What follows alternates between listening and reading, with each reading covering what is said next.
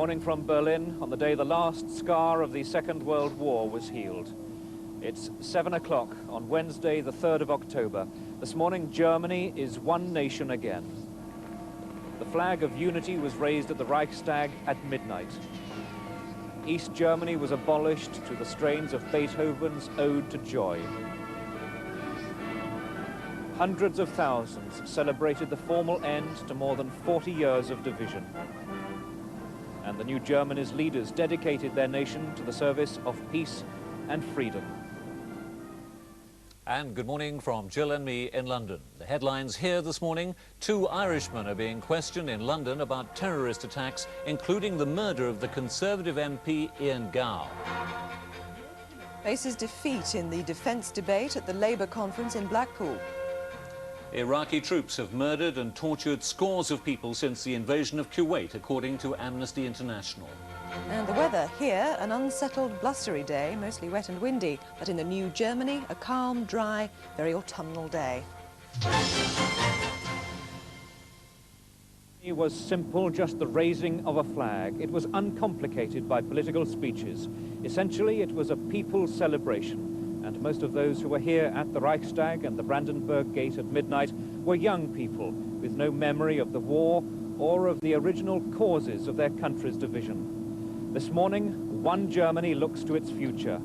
The new nation faces considerable internal problems and external opportunities. Its Chancellor Helmut Kohl, the man who's pressed hard for unification ever since the Berlin Wall came down, said last night, a difficult path lies ahead of us. And President Richard von Weizsäcker, head of state of the new Germany, said, "We want to serve peace and the world in a united Europe." The BBC's Martin Bell reports now on the moment 41 years of division between East and West ended, and a new Germany was born. It was before midnight. There were still 2 Germanys, 2 Berlins, and the Brandenburg Gate was hardly wide enough to allow for the press of people trying to get through. When they did, their mood exactly matched that of the official celebration still going on in the East. Kurt Masur, the Leipzig Orchestra, and of course, Beethoven's Ninth.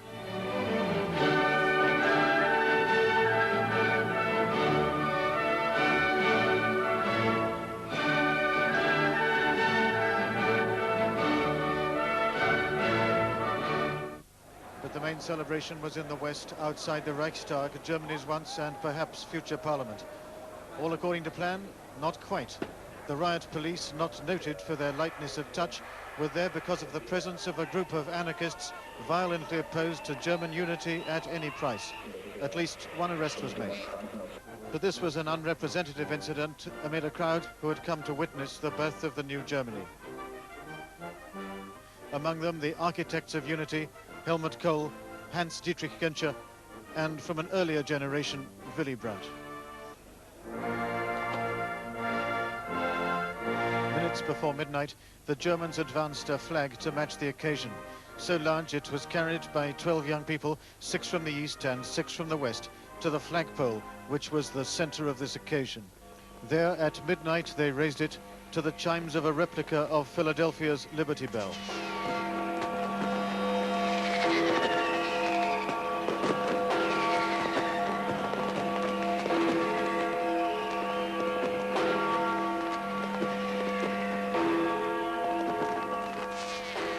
It was a ceremony without speeches.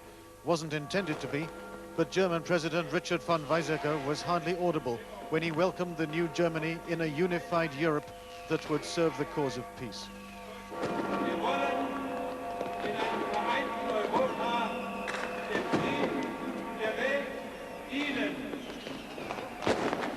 Then the national anthem, the one with the words that speak of unity, justice and freedom in the German fatherland.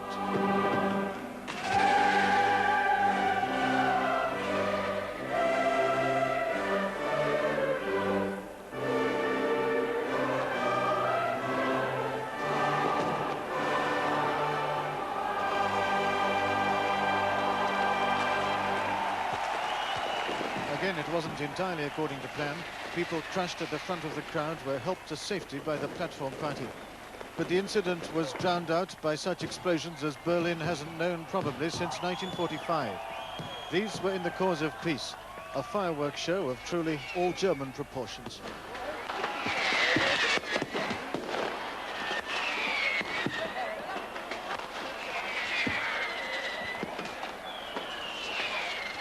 The fireworks lasted an hour, the celebrations long into the night. Martin Bell, BBC News, Berlin. Helmut Kohl said that one of the first priorities was to heal what he called the deep wounds of more than 40 years of communist dictatorship. He said it could take up to 5 years. And to the wider world watching these scenes in Berlin, he said Germany had learnt from history. Well, today a public holiday is taking place here. Germany is catching its breath before getting on with its future. More from Berlin later, but now back to London for the rest of today's news. And here, detectives are still interviewing 3 people about IRA attacks across England, including the murder of the Conservative MP Ian Gow. 2 men were transferred overnight to the top security police station at Paddington Green in London. The men and a woman were arrested by armed officers near Stonehenge in Wiltshire, not far from the site of several military bases and the homes of a number of leading politicians, including the Northern Ireland Secretary Peter Brook. This report from Laurie Margolis. The arrests were made in the car park for Stonehenge. Police sealed off access to the monument from the main A303 road. The arrests came after a lengthy surveillance operation which concentrated on a blue Ford Sierra car. The vehicle had been sighted in Wiltshire on 2 or 3 occasions. The arrests were made by Wiltshire officers using .38 Smith & Wesson handguns and wearing flak jackets. At 2:30 p.m. today, 2 uniformed Wiltshire police officers on security patrol became suspicious of 2 men in a vehicle in the Stonehenge area. An armed operation was mounted by Wiltshire officers, and 2 men and a woman were arrested under the provisions of the Prevention of Terrorism Act. Commander Churchill Coleman of the Anti-Terrorist Squad of the Metropolitan Police was alerted in accordance with the recently established guidelines. Metropolitan officers are now liaising with local officers in Wiltshire. Early this morning, 2 suspects were driven by anti-terrorist squad officers in a 4-car convoy to the top security Paddington Green police station in London. They're being held under the Prevention of Terrorism Act and will be questioned about the recent upsurge in IRA attacks on the British mainland. It's understood a woman who was arrested with the suspects is being held in Wiltshire. If an IRA team has been operating in the Stonehenge district, it could have been targeting any of the very many military installations in the area. There are several important bases as well as the headquarters of UK land forces nearby. The area around Stonehenge has remained sealed off all night. The blue Sierra car in which the suspects were found is still there in the car park by the monument. There were fears at one time it may have been booby-trapped. A full police search of this area is to resume at first light. After months of fruitless investigations into the wave of IRA attacks, there are hopes that a major breakthrough might have been achieved here on Salisbury Plain. The arrests in Wiltshire have renewed fears of a continuing IRA terror campaign in Britain. In the past 9 months, there have been attacks on targets ranging from military personnel to such prominent political figures as the Conservative MP Ian Gow, who was murdered at his home in July. The surge in terrorist attacks this year has confirmed police suspicions that there is at least one active IRA unit operating on the mainland. Since the murder of Ian Gow, one of the Prime Minister's closest political allies, the hunt for that unit has been given the highest priority. But only last week, the IRA managed to breach security at a conference on terrorism in London. They planted a bomb in the Speaker's lectern. Their target, they say, was the Foreign Office Minister, William Waldegrave. The bomb was found and defused. A fortnight ago, their target was the former governor of Gibraltar, Sir Peter Terry. He's still recovering from the serious wounds inflicted by an IRA gunman who fired 28 bullets into his home in Staffordshire. The terror campaign has been aimed at the heart of the establishment. In August, the former army commander in Northern Ireland, General Sir Anthony Farrar Hockley, escaped injury when a bomb was found attached to a hose reel in his Oxfordshire garden. That same month, there was a bungled attempt on the life of the former Cabinet Secretary, Lord Armstrong. A bomb planted under a car outside a house he once lived in fell off without exploding. The Carlton Club, haunt of many Tory MPs, was another target. More than 20 people were injured. And a bomb at the stock exchange brought chaos to the city, causing economic as well as structural damage. The sharp increase in IRA attacks has prompted the Prime Minister to lead a review of security. A number of public figures, including some of Mr Gow's Westminster colleagues, have already been given extra protection.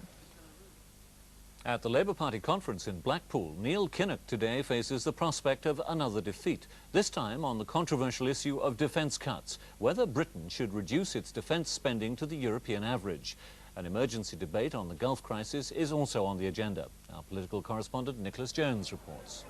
In the bars and hotels of Blackpool last night, Labour delegates were in high spirits after Neil Kinnock's well-received conference speech. But today, a majority of conference could deliver another rebuff to the Labour leader, this time on the scale and timing of defence cuts. Kinnock loyalists, though, would favour caution and a policy of wait and see. But as with some of the other defeats of the week, the Union bloc votes are again lining up against the leadership. However, on the other critical vote of the morning, on whether military action in the Gulf needs explicit United Nations approval, Mr Kinnock seems likely to win the day. Unilateral action without UN sanction, say the left, is more likely to lead to conflict and casualties. Scores of people have been tortured and murdered by Iraqi troops since the invasion of Kuwait, according to a report out today. Amnesty International has prepared a dossier listing human rights abuses after interviewing many of those who'd fled Saddam Hussein's forces. Robin Aitken reports. According to the Amnesty report, widespread violations of human rights began immediately after the Iraqi forces invaded Kuwait. Many stories told by refugees have been discounted because of lack of corroboration. But those that have been accepted paint a picture of a country in the grip of a rule of terror, with arbitrary arrests and draconian penalties for those who break the rules. We've come across the 15-year-old boy, part of the resistant movement within Kuwait, whose daily job was to go around the streets picking up the bodies, 5 and 6 per day, and taking them away for burial. These were bodies of young boys of his own age. We also heard about 5 doctors who were executed. They had treated Iraqi soldiers who'd been brought in wounded and whom we are assured would have died anyway. But when they did die of their wounds, the Iraqi forces took this as a sign of resistance and duly executed those 5 doctors. Amnesty says the report will counterbalance Iraqi propaganda about the invasion by revealing the brutality that has followed it. Officials at Gatwick Airport are questioning more than 150 people who arrived on a mystery flight from the Middle East. The Egyptian airline plane is believed to have taken off from Damascus, but hadn't filed a flight plan. The first British air traffic controllers knew of it was when it appeared on their radar screens. Passengers from the plane are still being held at the airport after they arrived without passports. They're being interviewed by immigration officers who say that most of those on board are thought to be Kurds. And now, with the time at 14 minutes past 7, the latest business news from Sarah Coburn. Good morning. A quick look at the markets. In Tokyo, the Nikkei average has had a jumpy day. After closing up more than 300 points at lunchtime, it later slipped back and closed just a few minutes ago down 49 points at 22,849. In Hong Kong, stocks have continued their downward trend. They're now down 46 points at 2,858. Wall Street fell last night. The Dow closed down over 10.5 points at 2,505. Gold is slightly firmer this morning. It's up $1.50 an ounce, and on the foreign exchanges, the pound is mixed. Against the dollar, it's standing at 1.89 exactly. That's up very nearly half a cent, and against the Deutsche mark it's at 2.92.99, down a third of a pfennig. And the dollar is weaker this morning. It's standing against the Deutsche mark at 1.55 exactly. That's down about 3/4 of a pfennig, and against the yen it's at 136. That's the business news for the moment. Now a look at this morning's front pages. This morning's broadsheets are dominated by the celebrations in Germany. The Independent quotes Chancellor Kohl's description, "a day of joy for all." The Financial Times reports the festivities, but it also adds the reassurances of the outgoing East German Prime Minister, Lothar de Maizière. "We Germans have learnt from history," it quotes him as saying. "We're a peace-loving, freedom-loving people." The Guardian's front page picture shows the goodbye kisses of a young German girl to the statue of Karl Marx in East Berlin. "Next time it will be better," says the graffiti underneath. The Times, in its early editions, leads on Neil Kinnock's pledge to make education the top priority of the next Labour government. But it's the cost of the pledge, rather than the ovation it received, that catches the Daily Telegraph's attention. It singles out Mr Kinnock's promise, no more tax cuts for years. And the arrest of 3 suspected terrorists in Wiltshire is the main story in all the tabloids. The Express says a police operation, codenamed Trojan Horse, has been in progress for several weeks. Right, the time now is 16 minutes past 7. You're watching the BBC's Breakfast News. A look at this morning's headlines. The 2 Germanys became one new state at midnight last night, ending 40 years of division. The country's new president, Richard von Weizsäcker, has pledged to serve peace and the world in a united Europe. And here in Britain, police are still interviewing 3 people about a series of IRA attacks, including the murder of Ian Gow.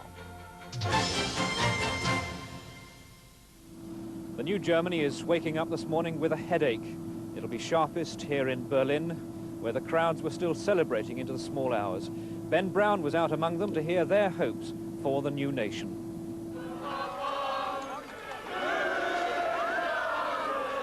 The youth of Germany came out onto the streets last night, young people who were born long after the war, but whose lives have been ruled by its legacy. They made up most of the crowd, and they were here to give thanks that the division of their country is finally over. I'm from Berlin. I grew up 2 blocks from the wall, and the wall was always bothering me, depressing me in my entire life, so I was relieved in a way, but there are so many, different problems that we got to face right now. The thing of like being united again, being one again, or so. Like for me, it was today. It was the first time I was crossing that Brandenburg Gate. Right, that was a great feeling. It was a really great feeling. I was like, this is it. It was like birthday or New Year's or even better. I don't know. They took to the streets in Bonn as well as in Berlin to watch the rebirth of their nation, and they could hardly wait to count the seconds up till midnight.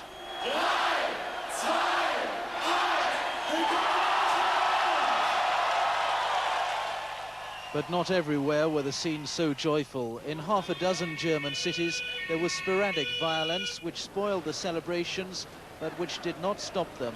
Here in the Kreuzberg district of Berlin, an anarchist stronghold, police came under attack, and 1 officer was even stabbed. There was similar trouble in Leipzig and Magdeburg, but this time caused by skinheads. This was the ugly face of German youth, a tiny minority of extremists representing no one but themselves. Even so, it was not the kind of start the new Germany wanted to make. Ben Brown, BBC News, Berlin.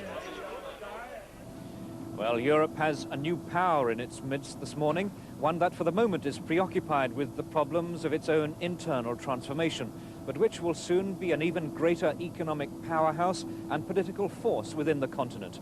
So what does this new Germany look like this morning? Clarence Mitchell reports. The new united Germany this morning joins the international community as one of the largest and most influential of nations. But in reality, these celebrations are marking an absorption of the East by the West, rather than a merging of equals. The new country looks like this. West Germany had a population of around 61 million. With the addition of the East's people, the country now has 78 million citizens. The new Germany's landmass has increased by more than a third, with the addition of 5 East German Länder, or states. Germany now covers nearly 140,000 square miles. Under the final terms of unification, Germany's armed forces will be reduced from a potential 600,000 men to an upper limit of 370,000. The new Germany will never make or possess nuclear, chemical or biological weapons. Soviet forces will withdraw by the end of 1994. Politically, the old East German government has disappeared, with 4 East German ministers being added to Chancellor Kohl's West German cabinet. The expanded government now runs the country until the December elections. Germany is now the world's 3rd largest economic power, but the key to the united country's future prosperity lies in the successful takeover of the East's chaotic economy. With the estimated cost of unity put at hundreds of billions of pounds and many Germans fearing higher taxes to pay for it, no one denies it'll be expensive. It will be a costly operation for years to come, and there obviously must be someone who raises the question of how much justice will there be in the process of how to distribute the burdens of unity.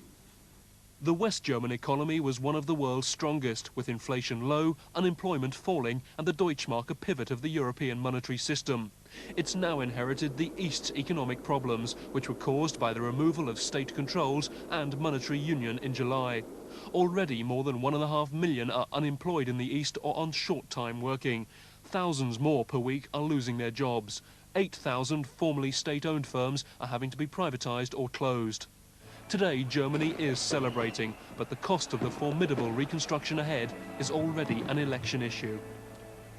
Well, now to discuss what unification means to the people of Germany, we have here in the studio Baron von Richthofen, formerly the West German ambassador to London, who now, of course, represents the whole of the new unified Germany. Ambassador, good morning. Good morning. What are your thoughts today? Are they of happiness, or could there be some tinge of apprehension? Great happiness. At the same time, I'm deeply moved, and I would like to thank the British people for the warm sympathy and congratulations we received. Her Majesty the Queen, the Prime Minister, the Opposition Leader, the Speaker of the House, the Foreign Secretary, but the people as well, and this is a moment of great joy for us. So your happiness seems unqualified. Has it all happened too quickly? The East has a poor economy still, facing mass unemployment. The West Germans may face higher taxes as a result. It hasn't happened too quickly because we had to take over in order to secure the economic redevelopment of the GDR. I think that's essential for the stability in Europe. We know we have a great task to do, but we have confidence that we will do and meet the challenge. Will they be able to overcome these social and economic difficulties in a fairly short time span, do you think? I think that will be possible. The time span we'll have to experience. This is a totally new adventure we are entering into, but we are full of strength and confidence, and I hope we get the help from our partners. How do you see the new Germany's role in Europe now? As the President said, this is a new Germany in a united Europe serving world peace. And I'm looking forward to an even closer relation and partnership with our British allies. Your role, of course, has changed, as we mentioned. It's become, presumably, a lot more difficult and much wider for you now. I have to do more work, but I remain the ambassador of the Federal Republic of Germany, to which the GDR is integrated since today, and I'm happy to do this work here and to give as much clarification as I can. Are you slightly sad you weren't in Berlin and have to be in London at this time? This is my duty to be in London, and I rejoice it, but of course I'm sad. I would have liked to be in Berlin. I have been working for Berlin many, many years. Baron von Richthofen, I'm afraid there we must leave it, but thank you for joining us this morning. And now from the world of political union to that of sporting rivalry, as we join Eamon Holmes with the latest sports news. Hello there, very good morning to you. The Scottish champions Rangers eased their way into the second round of the European Cup with an effortless 6-0 victory over Valletta of Malta at Ibrox last night. Mo Johnson scored a hat-trick as Rangers won 10-0 on aggregate. For Rangers, who took a 4-0 lead with them from the away leg, the game was to prove a formality. And for Mo Johnson, a chance to hone his finishing skills. His first goal came from close range after a cross from Mark Walters. His second, almost a repeat, came just before half-time. But before he could complete his hat-trick, a bit of humour entered the proceedings as Chris Woods, the current England goalkeeper, was allowed to take a penalty for a foul on Houstra. But unfortunately, Woods couldn't cause too much embarrassment to his opposite number. The final score 6-0 on the night, giving Rangers an aggregate win of 10-0. Meanwhile, on the domestic scene, Oldham Athletic stay top of Division 2 with a 3-2 win over Swindon Town. Oldham have now opened up a 5-point gap over Notts County. In Division 3, Southend stay top after beating Swansea 4-1 at home, closely followed by Grimsby and Reading, who also won. And in the 4th Division, Torquay stay 3 points clear of Burnley as both teams registered victories. In tennis, the Federation Cup, the Women's World Team Championship, will be returning to Britain for the first time in 14 years, with Joe Jury set to spearhead Britain's challenge for the tournament. Nottingham will play host to the tournament, which is set to take place next July. A record 56 countries will be competing, and Joe Jury, our top-ranked woman, believes Britain has a good chance. I think if we're together as a team, playing well, cheering each other on, and we've got the crowd on our side. We're in Nottingham, in England, so you never know with all those people behind us. An added incentive is that next year's Cup will be used as a qualifying competition for the 1992 Olympics. We'll be back in half an hour with more European soccer news. Thanks, well, if we can't win Wimbledon, I'd be surprised if we could win a gold medal in tennis in the Olympics. Anyway, here's Francis with the weather. That's right. Just now, the rain is just beginning to die out at Blackpool. If we take a look at this satellite sequence, you'll see the reason for all the rain. It's this conveyor belt that has been over us. We're under there somewhere for a couple of days. It's been very wet in Ireland and Scotland. It's now trying to stagger into England. Behind it's interesting. This wraparound through Iceland down to this vortex here is also going to follow on in the cold air, very unstable. A good hump of cloud here shaping up off Corunna that will run in the flow. You see where we are. The cloud's spilling over to Berlin, by the way.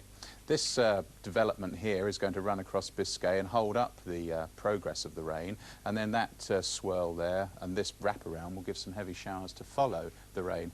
Well, starting at 9 o'clock then, the rain will have moved out of Blackpool and into London, so it's just down the M4 now from London, and it's just about to depart Blackpool. And since we have a camera at Blackpool, we'll probably check that out later for you, and since we're in the studio in London, we'll be able to check that too. Elsewhere, sort of a lull. By middle of the day, the rain in that position, and quite heavy rain over London and the southeast. Showers then quite thick and fast running in, particularly to the western half of the mainland, and then by 3 o'clock in the afternoon, a little bit of sunshine between the showers. The rain still lingering over the extreme southeast of the mainland, and by 6 o'clock, area of gales with heavy rain in a band coming into Scotland and through Ireland, and during the night some heavy showers down here in sympathy with that will cross, so it's not going to just sort of lull during the night. The winds today, like that, at midday, the trajectory is so. The temperatures quite warm in the rain, but then dropping this afternoon in the cold air when it arrives with the showers. The summary then, that belt of rain moving off the southeast, heavy showers to follow. Thanks, Francis. Later in this morning's Breakfast News, as Germany unites, we hear the views of Michael Heseltine, David Owen and Dennis Healy on an historic day for Europe. And what reunion means for Berlin's Jewish community. But first, all the news, travel and weather in your area.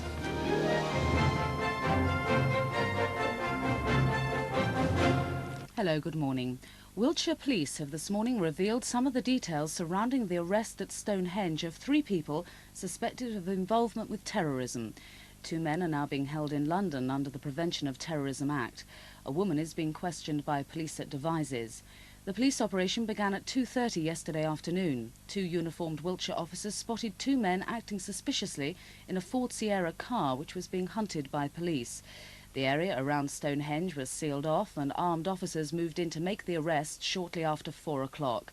It's understood that the 3 are being questioned in connection with the killing of Conservative MP Ian Gow. Livestock farmers in the southwest are demanding help from the National Farmers Union to stop them going out of business. At a crisis meeting in Taunton tonight, NFU Livestock Chairman Ben Gill will be questioned on what aid can be given to combat the effects of the BSE scare, cheap meat imports and the feed shortage after the dry summer. Bristol balloonist Don Cameron is now well past the halfway stage of his record-breaking attempt to fly to Leningrad. Cameron and his Russian co-pilot Gennady Aparin hope to complete the 15,000-mile journey by Thursday. Gloucestershire County Council are considering proposals which would stop smoking in council premises throughout the county.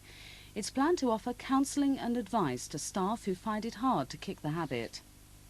Football now, and despite a 23rd-minute goal from Swindon Town's new signing Mick Hazard, they were unable to get a point away at Oldham last night. The final score, Oldham 3, Swindon 2. A look now at the weather prospects. Here's Malcolm Thomas at the Bristol Weather Centre. Well, after that rather wet and windy night over much of the region, the rain is now starting to move away to the eastern side of the country, and it will leave us with a fairly bright day, but also 1 or 2 brief blustery showers coming along at any time during the day. The temperatures around 15 or maybe 16 Celsius, 60 Fahrenheit, and the winds from a west to southwesterly direction still quite fresh throughout the day. Thanks, Malcolm. Now let's move on to the travel news from the AA.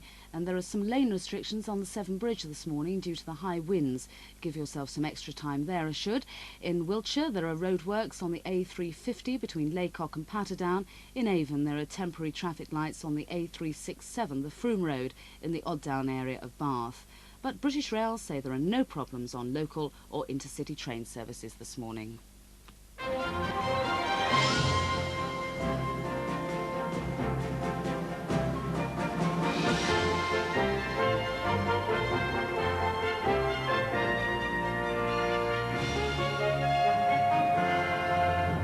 Hello, the time now is 7:30. Welcome if you've just joined us. You're watching the BBC's Breakfast News. For a summary of this morning's main stories, we join Jill. Good morning. Germany is officially one country again this morning. East and West were united at midnight. That's more than 40 years after the division that followed the Second World War. Hundreds of thousands took to the streets with the biggest celebrations in the new capital, Berlin. It was the biggest party in Europe. At midnight, as Berlin's Liberty Bell rang out, the German flag was raised in front of the city's historic Reichstag building. With it, the two former Germanys were one, the old state of East Germany ceasing to exist. It marked the end of more than 40 years of Cold War German division and the arrival of Europe's richest and most populous state. Among the thousands present, Chancellor Kohl, the first Chancellor of the United States, in the run-up to elections in December. However, many Germans are still concerned about the cost and the differences between the two populations. Many believe it'll be a long and expensive road to true unity. Here, two suspected IRA terrorists are being interviewed by police in London this morning after being arrested yesterday at Stonehenge in Wiltshire. They're being questioned about several recent outrages, including the murder of the Conservative MP Ian Gow in Sussex. More than 20 police vehicles, a helicopter and marksmen took part in the operation on Salisbury Plain. Armed officers swooped on a blue Ford Sierra car they'd had under surveillance for some weeks. It was in the car park at Stonehenge. Two men in the car were detained and a woman was arrested in the town of Amesbury, a few miles away. It was the climax to an elaborate undercover operation, and police believe they may have foiled an IRA attack. In the early hours of the morning, the two men were driven in convoy to London's top security police station at Paddington Green. They're expected to be questioned today about a number of terrorist attacks, including the murder of Ian Gow. The Labour leader, Neil Kinnock, faces another possible defeat today when the party conference in Blackpool debates defence. Delegates are expected to support calls for Britain's defence spending to be cut to the average of other European countries. But party leaders don't want to be tied down on the scale or timing of defence cuts because of world uncertainty. On the Gulf, however, it's thought Mr Kinnock will defeat left-wing demands for British forces to be placed under UN control. Since the invasion of Kuwait 2 months ago, Iraqi forces have tortured and killed scores of people, according to Amnesty International. The human rights group says men, women and children have been killed for having opposition literature, the Kuwaiti flag or photos of the Emir of Kuwait. Amnesty says it's a horrifying picture of widespread arrests, torture and mass killings. And those were the main news stories so far this morning at 7:33. Laurie. Thank you, Jill. The celebrations in the newly unified Germany overnight marked the beginning of a new period in history, not only for the Germans, excuse me, but for all their European partners. To discuss the implications of unification, I'm joined now by three former cabinet ministers. From the Labour Party conference in Blackpool, we have Dennis Healey, a former Defence Secretary, and in the studio I'm joined by former Conservative Defence Secretary Michael Heseltine and by Dr David Owen, who was Foreign Secretary in the Callaghan government. Good morning to you, gentlemen. Good morning. Mr Heseltine, could I start with you by asking whether you see a cause for celebration in German unity? Well, yes, certainly, because it is one of the consequences of the reduced tension that we have worked so hard to achieve. But I think it's very important to balance that. People are right to ask questions. One's got to realise that this is the model, if you like, that 3 times in just over a century has been the cause of devastating war in Europe. So one cannot forget the past, but one must celebrate the peaceful evolution and look ahead to the key questions now about how Germany fits into the Europe of tomorrow. Dr Owen, we've heard repeatedly from Chancellor Kohl that he's thinking in terms of a European Germany, not a German Europe. Do you think he's right? I think he is right to stress the fact that they see their central role as contributing to the European community, and I think that is very important. But I hope soon it will be a European community of 16 plus, with Czechoslovakia, Hungary, Poland and Austria members. And then I think you will see Germany positioned more accurately in the Europe of the future. But it's a great rejoicing. 16 million people are now living in a democracy, and that is a great joy. Dennis Healey, if I could come to you in Blackpool, do you think that Germany is sufficiently anchored now into the European community and NATO?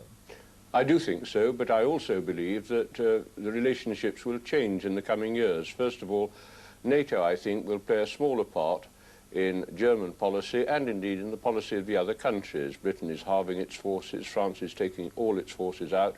The United States may go down to 70,000 men in the next few years, and I think European security will have to be seen in a wider framework, the ECSC framework, the conference that's meeting for the first time at ministerial level at the end of the year. Secondly, I think the European community, I agree with David Owen, must extend in time to include at least Poland, Czechoslovakia and Hungary, but before that I believe that the missing Scandinavian countries, Norway, Sweden and Finland, will join. So you'll have a different sort of community with Germany in the middle, but I think Germany will be more comfortable in a community which includes her northern and eastern neighbours than a community which is limited to her neighbours in the west. Mr. Heseltine, won't Germany's sheer clout, 80 million people, the world's third biggest economy, inevitably mean that if she wants to go her own way in Europe, she could with impunity? Yes, of course. But that is exactly the judgment which we must seek to influence, because in everybody's interest, we would like to see Germany involved in and committed to the civilizing, democratic institutions that have created, first of all, this remarkable transformation, NATO and the European community. And the second, and at the moment vitally important ingredient, is that the German leaders themselves are wholly committed to this destiny for themselves. Do you think, Dr. Owen, that the Germans will really want to surrender their newfound sovereignty to the idea of Europe? Well, I hope not. If you mean surrender sovereignty and create a Europe, federal Europe, a United States of Europe, in which we have one president, one cabinet, one parliament, that's never been the sort of Europe which I've been deeply committed that Britain should join. But I think they are prepared to pool their sovereignty, to share some sovereignty, in order to give more overall clout to the European community. That I really do believe. But don't forget the transformation that's taking place. I mean, remember, the Soviet Union is still there in East Germany. They're in a democratic Germany. They've accepted this new democratic Germany should be a member of NATO. It's a credible change when you think back to the Berlin airlift, the Berlin Wall, all the horrors that we've seen, and the East-West confrontation on the line, the fracture down through Germany. And so I think what has happened demonstrates the potential, tremendous potential for the future. Dennis Healy, do you see opportunities for Britain? I do, but it does mean that Mrs. Thatcher's got to stop knocking the Germans and the French every time she has an opportunity, as she did in Washington this week. But I think the really important thing is this. As David Owen said, Germany now has taken full responsibility for the welfare of the 18 million people in East Germany who are now moving painfully out of a command economy into a market economy, and it's going to cost them a lot, and they're just beginning to realize the cost. West Germany is also paying for the Soviet troops in East Germany and paying for moving them back into the Soviet Union and housing them there. Now, I believe it's very important that somebody gives the same sort of help to Poland, Hungary and Czechoslovakia, and that's really up to the other members of the European community, particularly Britain, France, Italy and the Low Countries. And what to me has been very disappointing is there's no sign of the readiness of the other members of the community to do for the rest of the liberated democracies in Eastern Europe what Germany is doing for the old GDR. Mr. Heseltine, going back to what Nicholas Ridley was saying in July, the unsayable about Germany, they may take us over effectively because of the strength of their economy and because of that Chequers meeting which talked about the German national characteristics of angst, aggressiveness, assertiveness, bullying, that kind of thing. Do you think that Mrs. Thatcher is happy to let Germany exercise a profound influence on things, and can she do that without them dominating? Well, I think it's for Mrs. Thatcher to answer those questions. The fact of the matter is Germany is the largest economy. It is going to be larger. And the realistic question is how can we best work with the new Germany in whatever institutions we can together agree. Now, that is going to involve a degree of partnership. It is going to involve a degree of sharing of sovereignty. And people who criticize that just ought to take a very cold look at the question, what are the alternatives? And the alternatives we know, because we've lived with them throughout the last 120 years. 3 times they've led to devastating wars. And so there has to be a challenge for politicians to find a way to do what the Germans now want, which is to work in the institutions of Western Europe. An historic day for Europe. Michael Heseltine, Dr. David Owen, and Dennis Healy in Blackpool, thank you for joining us. Jill. It's 20 to 8 now. Over to Paul Burden for some more business news.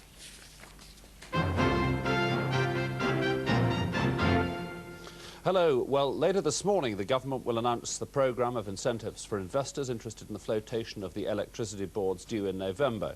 It's widely believed that among the perks for investors will be discounts on electricity bills and a 1-for-10 bonus option if shares are held for 3 years. The incentives are expected to make this the most generous privatisation yet, but it's prompted allegations of excessive subsidies for the flotation. Joining me in the studio is John Wilson, electricity analyst with UBS Phillips & Drew. John Wilson, astonishingly generous is how one paper has described the expected sweeteners associated with this flotation. Is that fair comment? I think it is fair comment. Although we don't know the price of the issue yet, I think one has to look at the institutional investors who want a good deal. They're the people who will effectively set the price. If it's good for them, it'll be very good for the small investor who gets the additional bonuses. I was going to say the success of the previous flotations has depended upon millions of ordinary people getting in there, not in order to invest in the long term so much as to make a killing on the premium between the issue price and the market price. Now, how big has that gap got to be this time, given the uncertainty of the market? I think it realistically has to be a lot larger than we've seen in the past. Government must be very concerned, and in particular the people who will be underwriting the issue must be very concerned that the Gulf crisis could escalate at any time. And if that did happen, then we could almost be in another BP situation. So it must be a great concern to them. Is it pretty clear to you now what sort of issue price we're talking about and what kind of added bonuses there are going to be in addition? Well, it's actually very difficult. I put a value on the regional electricity companies of 3.8 billion several weeks ago. That has already dropped quite considerably because of the fall in the market, because we are in such a volatile period. In terms of movement of the market, I can well see that price dropping even further. There must be a lot of anxiety in government at the moment about a repeat of the BP debacle of 3 years ago when they issued the government's holding in BP, and of course the market collapsed underneath them. If that began to look likely here, could they pull this sale at the last minute? They could, but it would be very, very difficult for them to do that because they have the regional electricity companies are in fact only one of 3 tranches. After the electricity companies, we've got the generators and then the Scottish industry. To get all of that in before the next election, they really have to go this November with the regional electricity companies. John Wilson of UBS Phillips & Drew, we await that announcement with interest. That's all the business news for the moment. We'll be back with more in half an hour. Thanks, Paul. Well, someday the papers struggle to find a lead story. Today they're spoilt for choice. And here to review them is Peter Fiddick, editor of The Listener. Good morning. Good morning. Yes, Neil Kinnock might just be rueing having chosen Germany's reunification day on which to address his party conference. There is a bit of competition for space, and several front pages prefer the great Stonehenge cop show to either of them. Still, the leader writers know where their duty lies. Here's the Daily Mirror's considered view of the Labour leader in the wake of his speech. A man we can trust. Mr Kinnock has reshaped the Labour Party. His vision of the future shows that he could be trusted to reshape Britain. No surprises there, nor in The Sun or The Star, which on the other hand reckons if Labour don't want to lose yet another general election, they'll have to come up with more than this dog-eared sack of promises they can never hope to fulfil. Curiously, for the Express, those dog-eared promises are an attempt to steal Mrs Thatcher's clothes. But it does allow that Neil Kinnock deserved the applause this speech drew from the party faithful at Blackpool. But whether the speech will have the same impact on the larger audience outside the Winter Palace is more doubtful. Well, again, you pays your money and you takes your choice, because for The Guardian, the cheers in the hall were a minor matter compared to the verdict of millions watching at home, and among that essential audience, Mr Kinnock's shining eye yesterday is likely to have done him nothing but good. Unless, that is, those millions include the leader writer of The Independent, for whom there has been no public pronouncement so disappointing as Neil Kinnock's speech since Chris Patton's white paper on the environment. He failed to demonstrate that he knows how to carry his aspirations into effect, and he thereby failed to give any new momentum to his party. Hardly think it was the same event, would you? Still, the Kinnock speech does produce one of the most refreshing editorial declarations for some time, from Today, who says though the Tory papers have been having a field day with the Labour conference, and though we freely express our opinion in this column, Today does try to report political news straight. So we have no problem in honestly saying that Mr Kinnock's conference speech yesterday was a triumph. So that sorted that one out, maybe, for the moment. I wish I could say the same about the British press's views on Germany. The Daily Mail declares it outright a great day for Europe. But others, including the Times and the Express, feel obliged to qualify their joy. But the Telegraph makes an interesting point. Those countries nearest to Germany that have suffered occupation and devastation in the past have forgiven and accepted the new state. For Britain to do otherwise would be to confirm the suspicion of many in Western Europe of an island lost in the mists of our heroic past. I find that quite refreshing too. Thanks very much indeed, Peter. The time now is 14 minutes to 8. You're watching the BBC's Breakfast News, this morning's headlines. The two Germanys became one new state at midnight last night, ending 40 years of division. President Bush has hailed reunification as an end to conflict and confrontation between East and West. And here in Britain, police are still interviewing 3 people about a series of IRA attacks, including the murder of Ian Gow. The midnight ceremony of unification here looked to Germany's future, of course, but it was rooted firmly in the past. Helmut Kohl has gone out of his way to say that Germany has learnt the lessons of history. But as Tim Sebastian reports, there are still many here for whom the shadow of history cannot be entirely forgotten. When they talk here of the new Germany, they aren't forgetting all the old ones. This country, more than most, is beset by long and bitter memories. Each major event highlights not the future, but the past. Hours before reunification, Frau Doby Bopp visits the Jewish cemetery in East Berlin, guided by the caretaker. It's a symbol of Nazi atrocities committed, she says, the last time Germany was united. With the recent desecration of Jewish graves in the city and the re-emergence of neo-Nazis, she sees no reason to welcome the reborn state. I watch it carefully, and I don't want, for example, to make a mistake, let's say, if I had to leave the country, so I don't want to go too late, as a lot of Jews have done it years ago, but you can't compare Germany now with Germany 50 years ago. No comparing, but no forgetting either. Like Kristallnacht, the so-called Crystal Night in 1938, when the Nazis burned down 100 synagogues across Germany. On the site of a wrecked synagogue in West Berlin, there's now a Jewish restaurant and community center. It's not much, but it's a start. Maybe it's also a new beginning for Germany, and if they do the right thing, then it will be all right.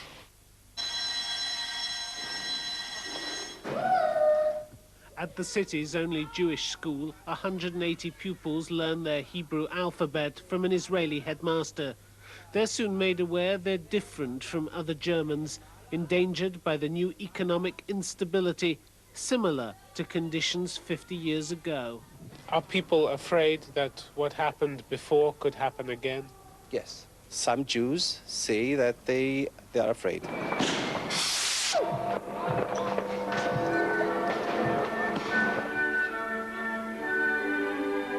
Last night, Shari Surreal, a freelance Jewish journalist, decided to stay home with her television while reunification burst around her. I can understand people celebrating, but I don't share their sentiments. I feel very distant to German reunification.